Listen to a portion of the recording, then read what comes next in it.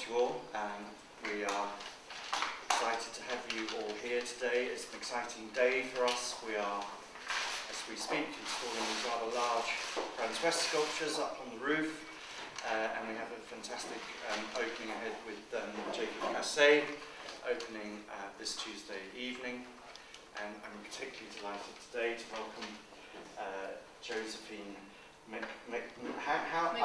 Meckseper, exactly, and Emma Dexter, who is an old friend of the ICA's, having worked here many years herself.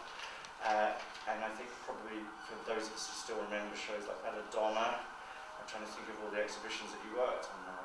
But you worked on, you did Chapman, Chapman World, Damien, was that one of yours as well, or was it just before? Just before. Yeah. But Emma Dexter now is working at the Tim Taylor Gallery, where she's Deputy Director of Exhibition, where she's a Director of Exhibitions, and we will be seeing shortly an opening of Josephine's exhibition, which will be opening on the 12th of October, and is coming up just around the corner. Josephine's work has been exhibited at important galleries and museums, including the Oldenburg Kunstverein, Kunsthalle Nuremberg, Museum for Gegenwartskunst in Zurich, and the Whitney Museum, and also the Royal Academy. So I'm really hoping that we can just find out a little more today in sort of 40-minute conversation between Josephine and Emma, and hopefully we'll know a lot more by the end of it. But thank you both very much for coming and being here. Thank you.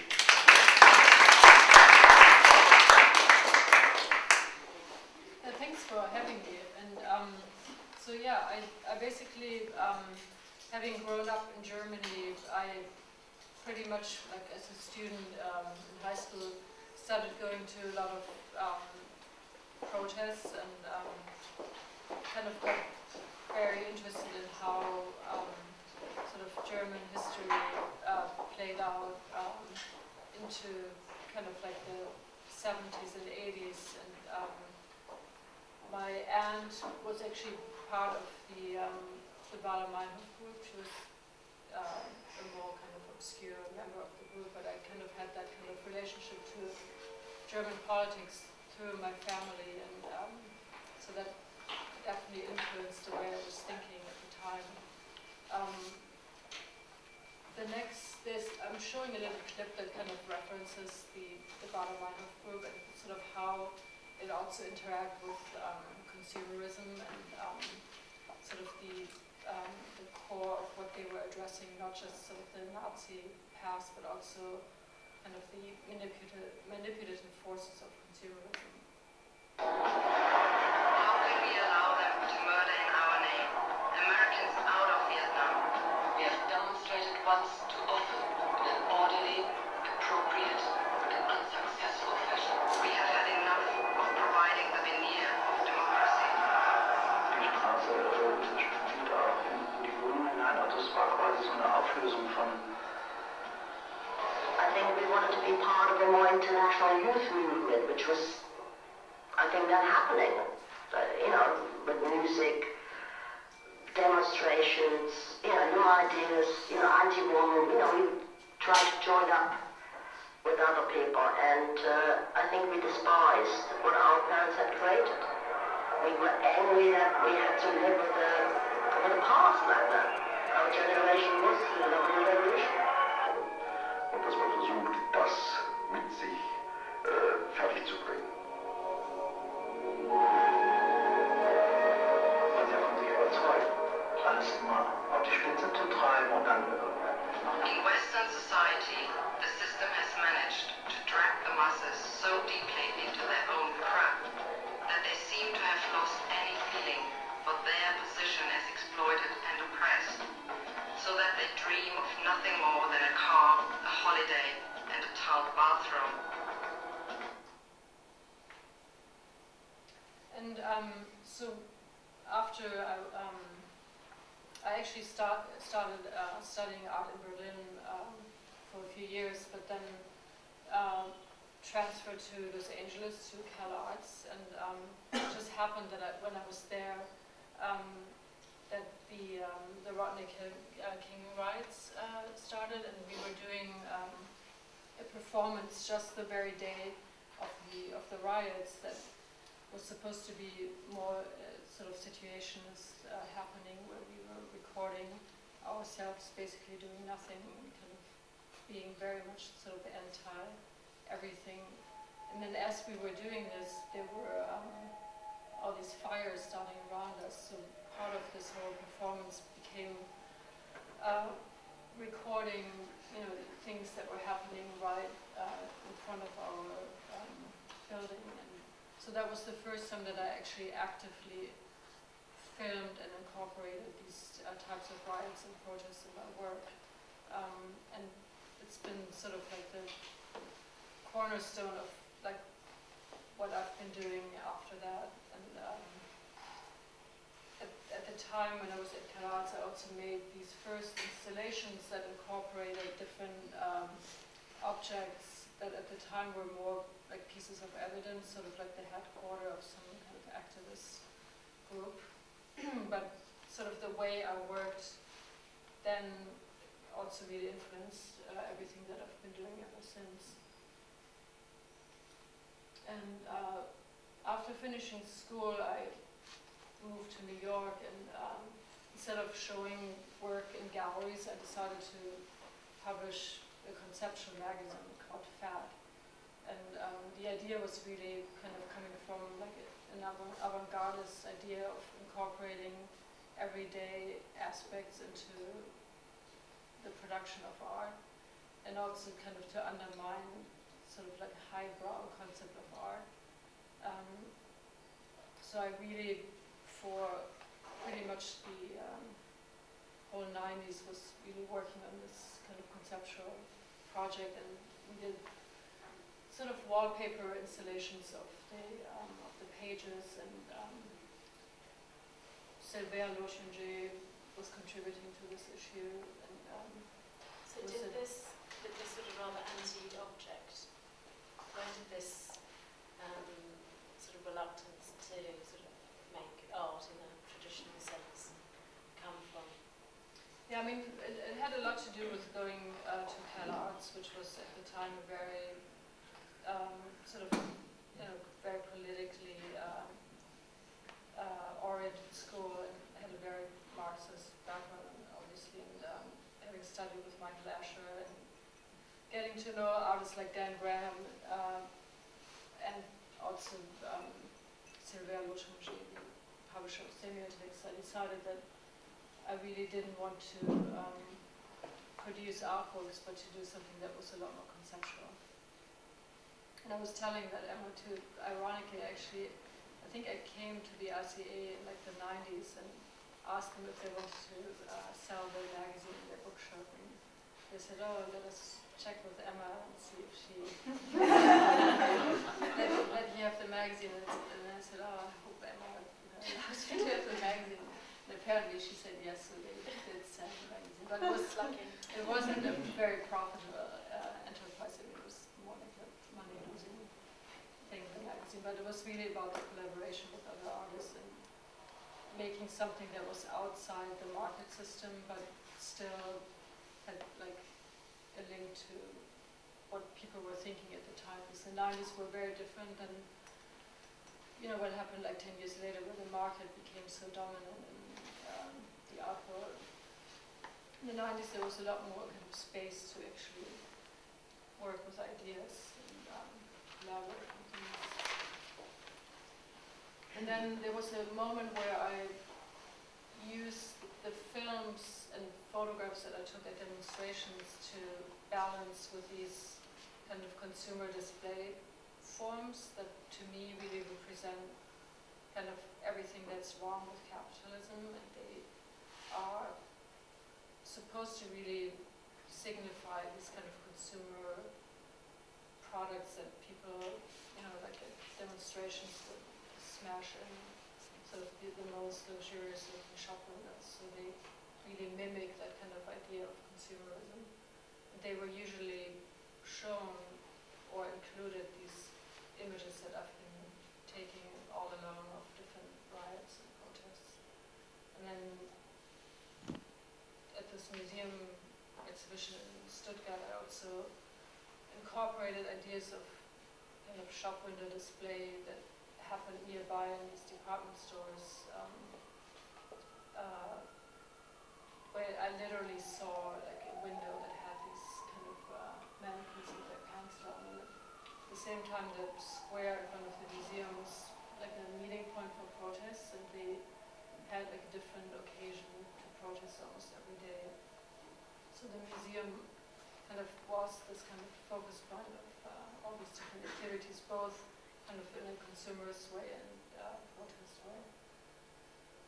And Stuttgart, where this museum is, also is the place where the Baader-Meinhof group was imprisoned and ultimately where they committed suicide or possibly were killed, because it was never really resolved. So there's this very kind of conservative part of, Stuttgart being like the center of the Conservative Party, which Merkel obviously belongs to, and having kept imprisoned at Baader-Meinhof thing. So this is this very kind of antagonist tension between the population and like the right wing and the left wing. And I kind of incorporated this very German bourgeois concept of living in this sculpture with these like health shoes that kind of incorporate everything that like the older generation of conservative Germans would consider normal. And then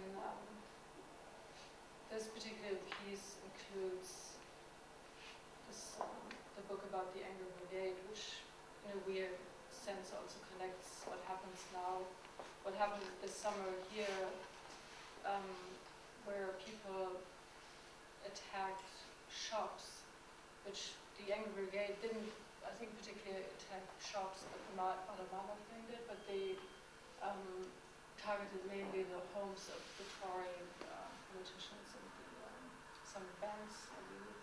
But nobody actually died when they did this, as compared to the German Paris, which cost a lot more trouble in a way. But so there's kind of like this sense that I'm trying to bring in these very real, like political aspects into like the art context without necessarily wanting to aestheticize them, but to kind of show that there's a way to coming more sort of from this avant-gardist kind of angle that you can actually incorporate like everyday life into the cultural world. And this is a film that I took in 2006, which is a sort of anti-Bush protest in New York that I showed together with these shop window displays at the Whitney Museum. So there was kind of this film projection and then the vitrines, which was kind of projected here. Yeah, it was projected on a cube on the floor. I can show you the film.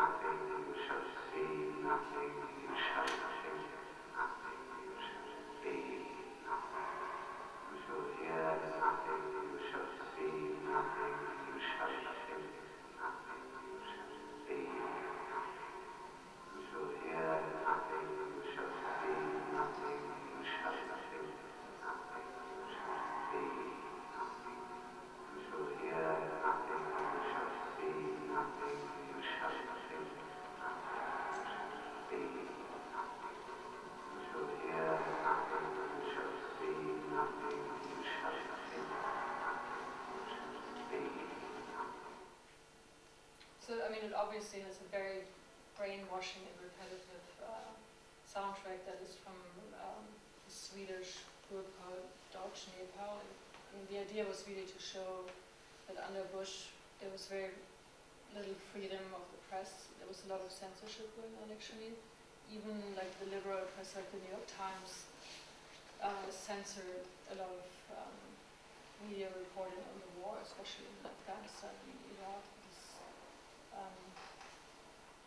Was just a very oppressive 8 years in the United States, and a lot of the work that I did at the time actually referred to that type of oppression and how, you know, they really use the what happened at September 11th as an excuse to get access to sort of mainly oil production and sort of expand sort of like the idea of imperialism that's been, you know, going on for decades or centuries before that.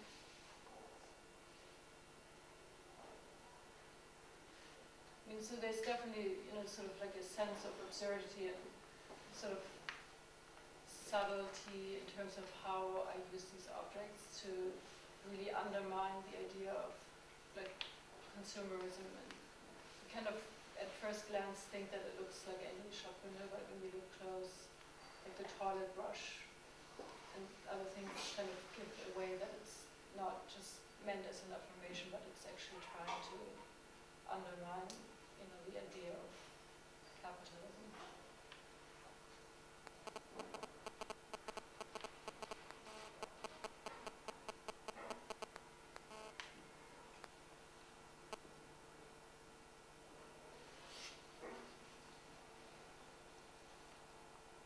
I think sometimes people think it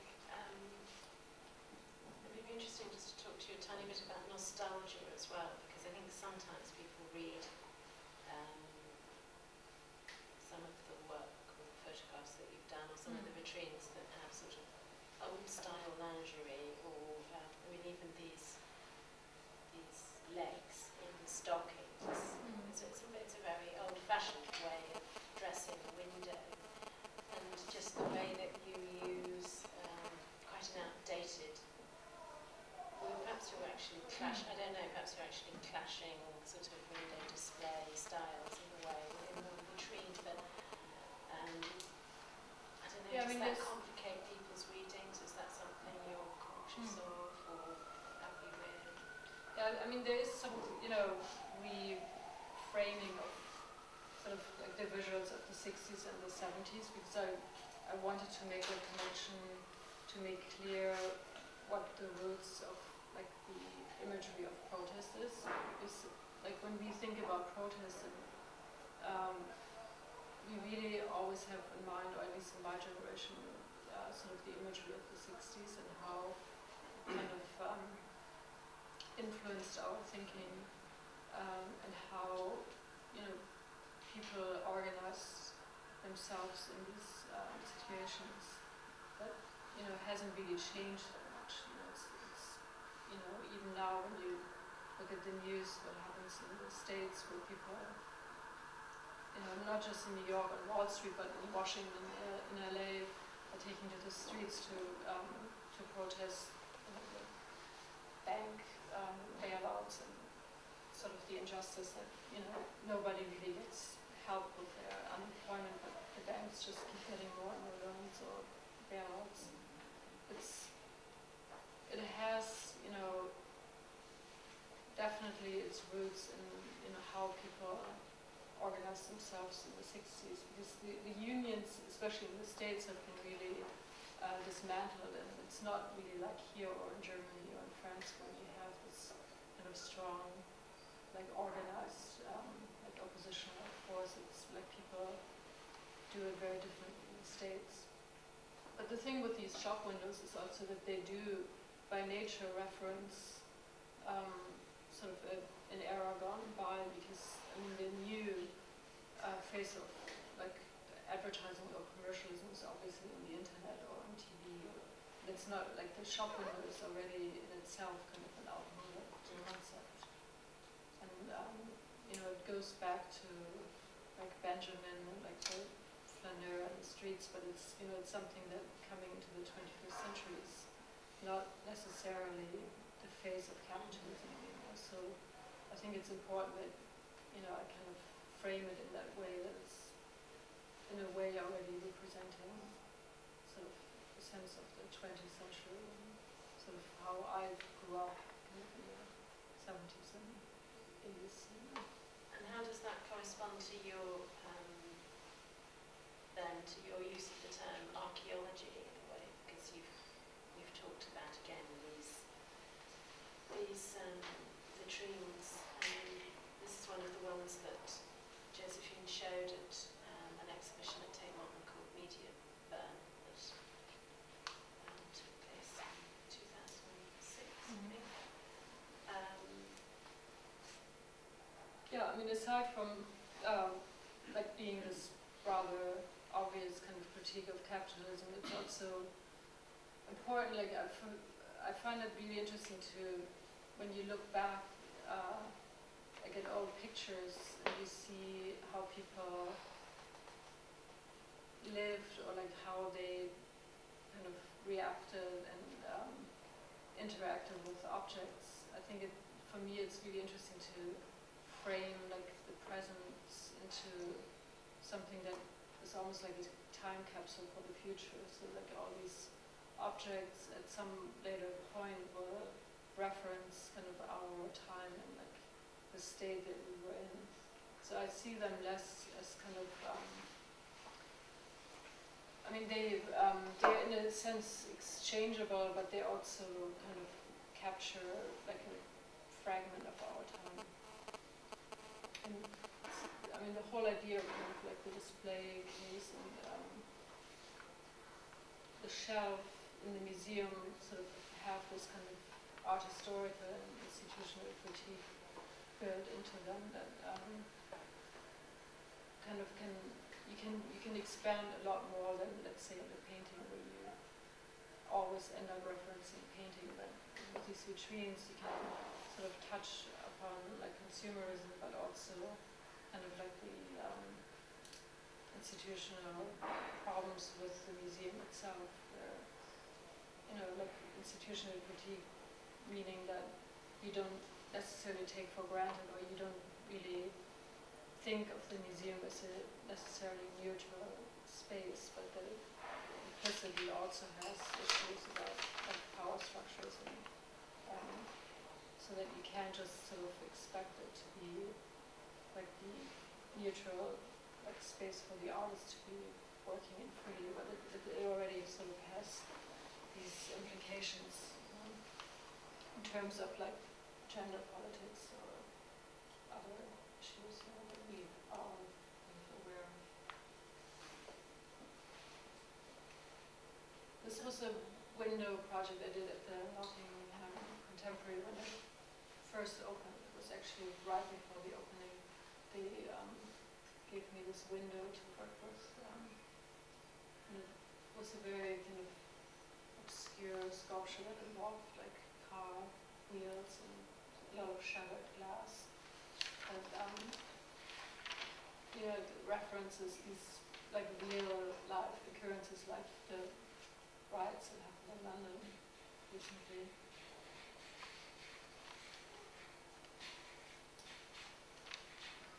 And this was a show at the Museum in Zurich that again makes these very blatant sort of references to the relationship between consumerism and like the need for expansion and natural resources, and at the same time kind of like the decline of like the Western hierarchy, in a sense that, you know, you already knew that there was a depression looming. Like this show was in 2008, it was just at the beginning of a recession hitting, and kind of bizarrely, I think the day of the opening, Saab declared bankruptcy, and like the entire car industry sort of came to a fall. But like the whole idea that we like went to Iraq to, you know, get our hands on these resources and all these things that were kind of implicit in the show, but it kind of became even more dramatic than I even imagined at the time when I was making the work.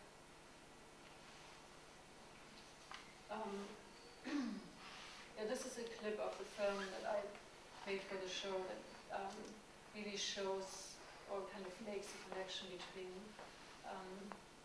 this very kind of propagandistic way that advertising is sort of designed, and especially at the time in the United States, the car commercials were extremely aggressive, and it's almost something that when you look back, you almost can't believe that it happened like that.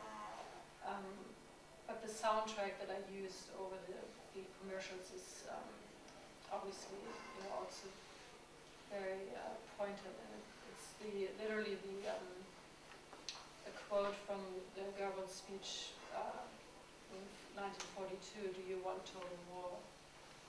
So it's kind of like taking propaganda on its own terms and sort of turning it against itself.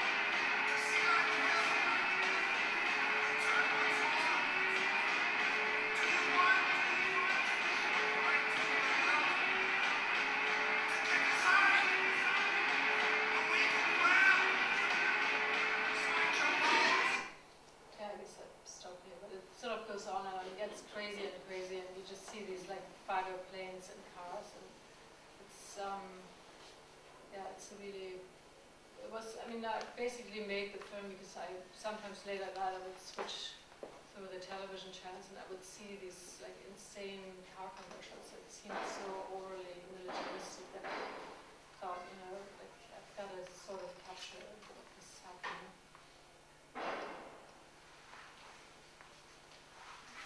And then a little later I also made a film that sort of combined the idea of like the capitalist system being, in this case, the shopping mall. There's this mall in America that is actually called the Mall of America, and it's weird that it's kind of, it's almost like like the Eiffel Tower in France, like in the States they would actually think that the mall is like their kind of national icon. And, so I went there also again like at the onset of the recession, so it was this very haunted kind of empty space that almost seemed like it was abandoned by the consumers for good reason, because it's so depressing and kind of unnecessarily big, because it's almost like a city in itself.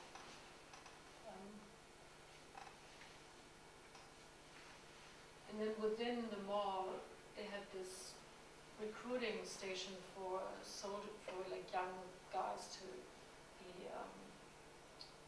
made interested in joining the army.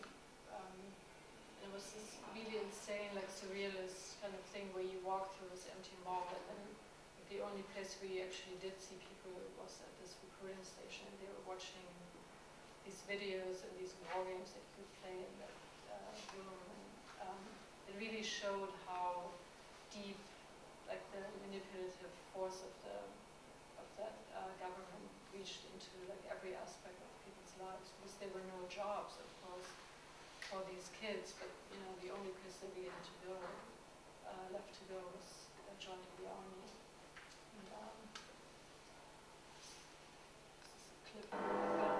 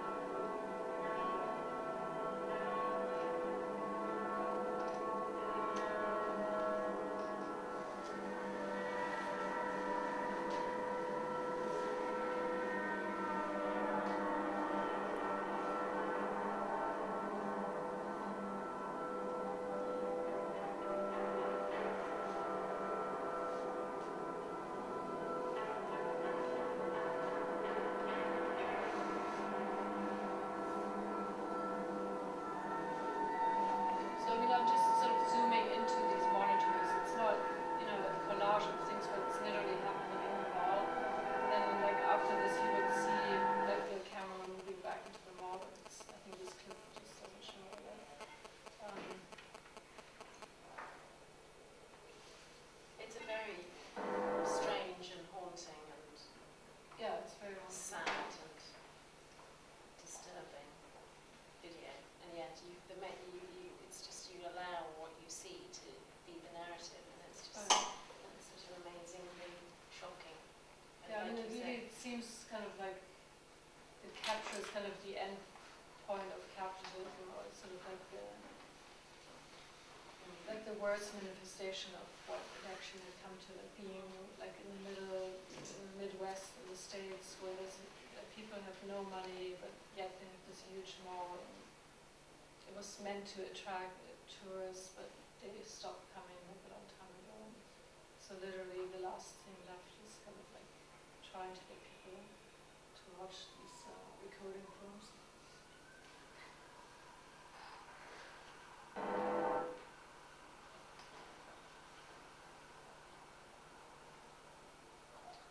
Yeah, this is like a sculpture that like references the idea of the mall and kind of includes some fragments of the shopping mall, and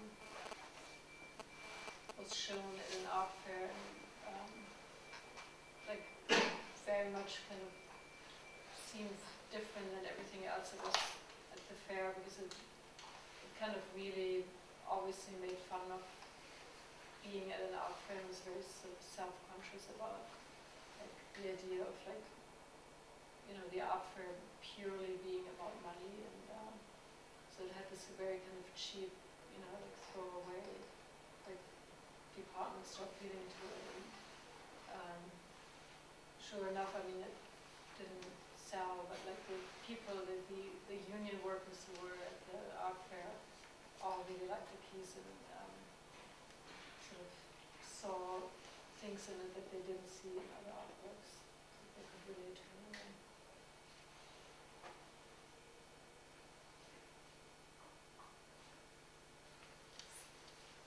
And then this is an installation I did at the Sharjah Biennial in the United Emirates, and it both, you know, kind of almost seems like a large vitrine in itself, because it had this big mirrored ceiling that I based on sort of this 80s aesthetics, and part of the film, part of the installation is this film that I collaged together out of the TV shows Dallas and Dynasty, and it kind of focuses on like oil production, and like brings out this kind of very exploitative side of American culture. And in this installation also how it interacts with like ideas of like how we think that women are suppressed in the Middle East without really understanding the context and sort of just overimposing our kind of Western ideas about how people should live.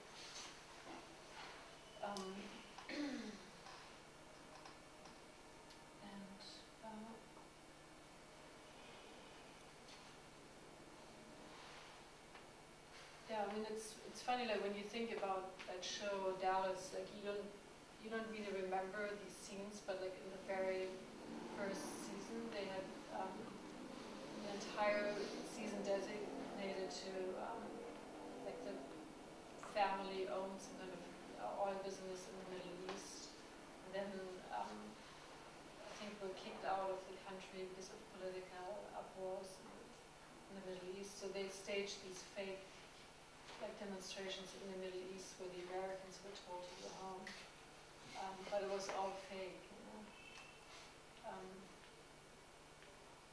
So this is anti-American propaganda created yeah, in Hollywood. exactly. Yeah. So this is a clip actually of the film.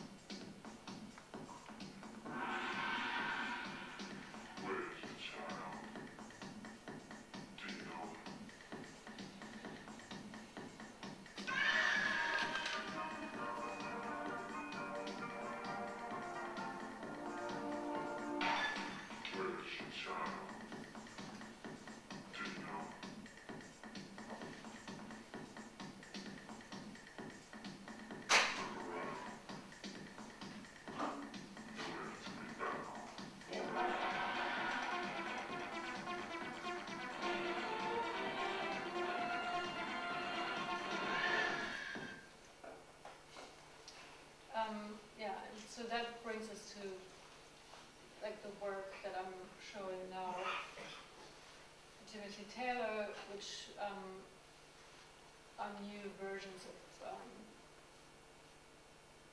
these vitrines that kind of incorporate different ideas about like American like manipulation, like in terms of Hollywood, sort of propaganda by using these like Hitchcock film stills and the Crow that kind of symbolize like the idea of how Hollywood has kind of a pretty tight grip on like how people perceive themselves through, you know, watching movies, and how it kind of goes hand in hand with the idea of capitalism that we have on one side, like, this way of, you know, telling people that they need to buy in order to you know, ensure that that there is some kind of stability in a democracy just by having this kind of system in place, but also like having this after hours kind of entertainment industry that dictates what people are supposed to think.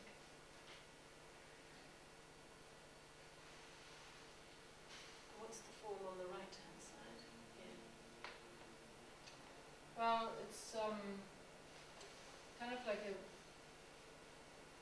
vague sort of reference to modernism, because the counterpart of this between there's another one that has a photo of a Giacometti sculpture in it that I took at this art fair in the United Emirates. So it's a very kind of abstract sort of narrative about how sort of art history plays into the same kind of formulaic idea of how I think we talked about this before, how like in America in the 50s abstract expressionism was used by the CIA to kind of export the idea of democracy or sort of American like belief systems into like the communist countries, and how art is not exempt from these kind of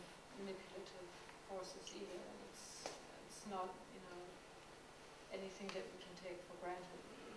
So I'm sort of making references to that in this work.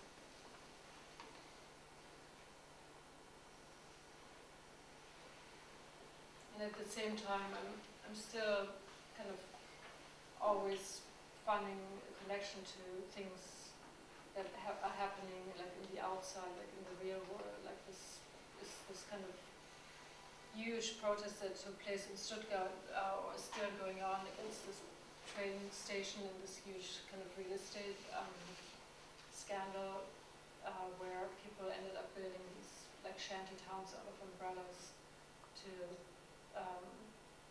prevent the government to build this new train station. So these kind of forms then kind of end up often in the work again. So there's always a bit of like reference to things that are happening like in this kind of more political arena. Because also we were wondering whether obviously there wasn't a reference to, say, Rauschenberg or something in a work like this. Which it is, but it also at the same time has like a connection to something more real.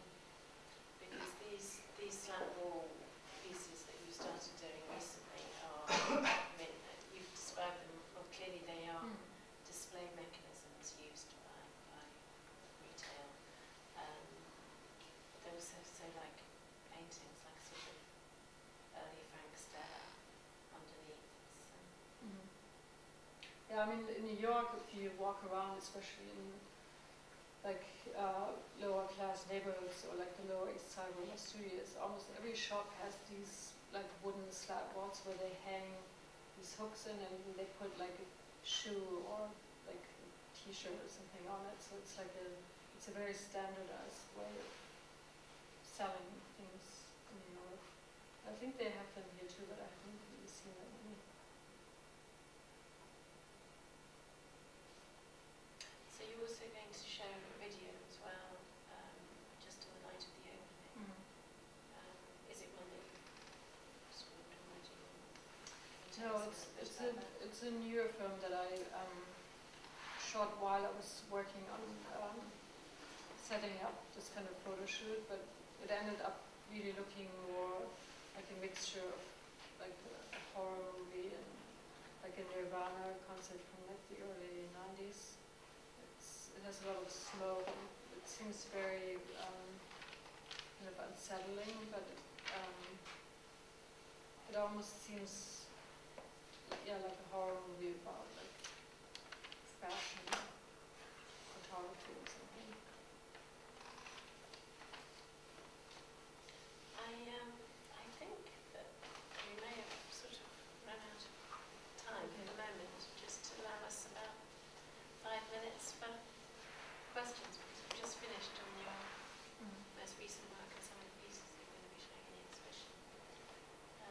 Can I ask if there are any questions? I have a couple of, the first one's really short. Do you have a YouTube page for these videos? What is that? Do you have a YouTube page for these videos? Not that I know of. No? I mean, it might be on YouTube. But And and you wouldn't mind? no, I mean, that's something that kind of happens, you know, Bootlegging? without, yeah, I mean, I think that's kind of part of, or that's the idea about YouTube, that, you know, whatever you can get on it is on it. And is there any room for sympathy towards like the individual American?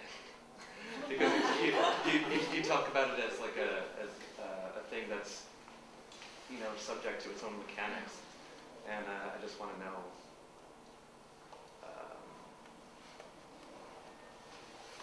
who you sympathize in these roles. Like, is it the people that are educated enough to ignore the systems like the mall, or is it the people that are victims of like this will manipulation through the media and things like this? No, I mean, that's that's a good question. I mean, it's, I think the work is really less, objective in a sense. I mean, I'm not really trying to cast any judgments or kind of sides so much. It's more, for me, kind of capturing an overall sense of the present. But it's not so much like the immediate audience, I think, that I have in mind. It's more kind of, I think it is more sort of as a fragment of our time, and then sort of how it could play out in the future, or how people would perceive what we did now, in like the near or distant future. Like the car commercials.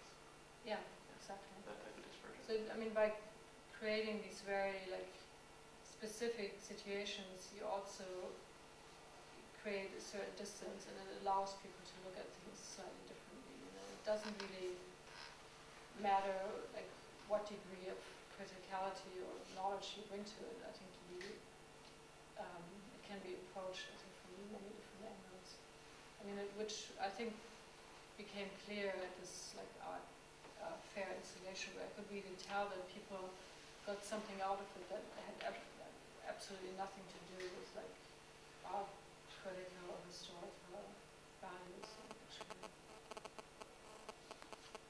I don't know if that answers the question. It does, thank you.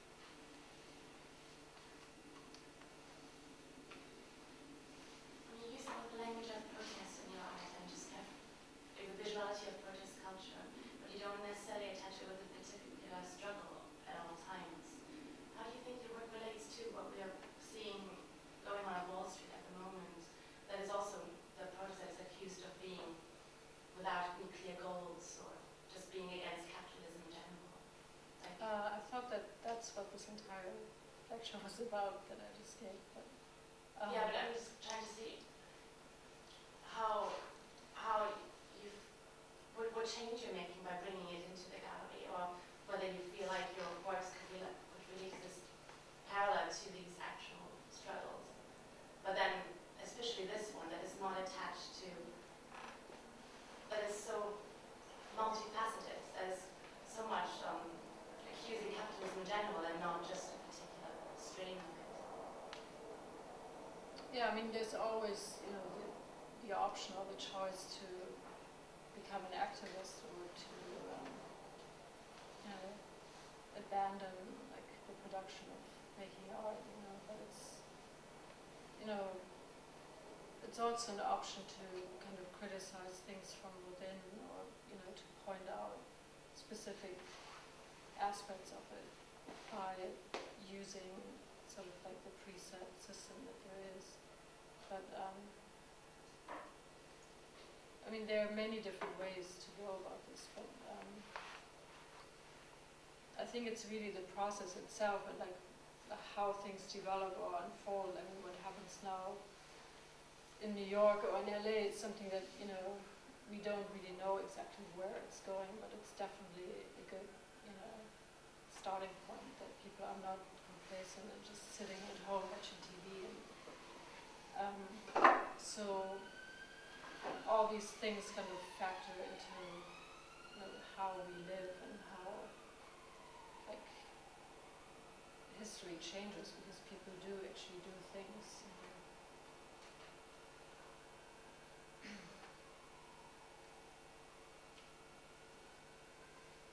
I'm thinking about this talk in relation to Duncan Campbell's film Bernadette that was shown here, I think last week, and I wonder if you could talk a bit about a radical aesthetic, or when radicalism becomes fashion. Yeah, I didn't see the film. I'm not really that familiar with it.